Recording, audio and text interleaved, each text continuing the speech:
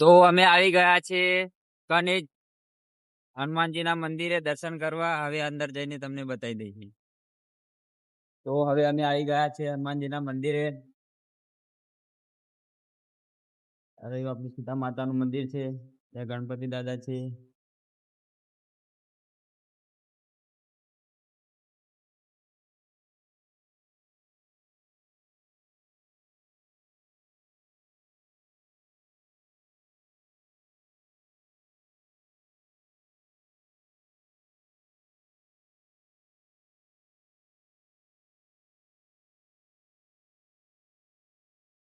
અને યાર આપણા શિવજી ભોળેનાથ.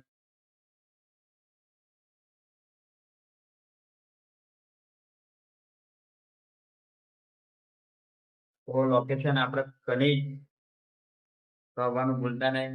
જય હનુમાન.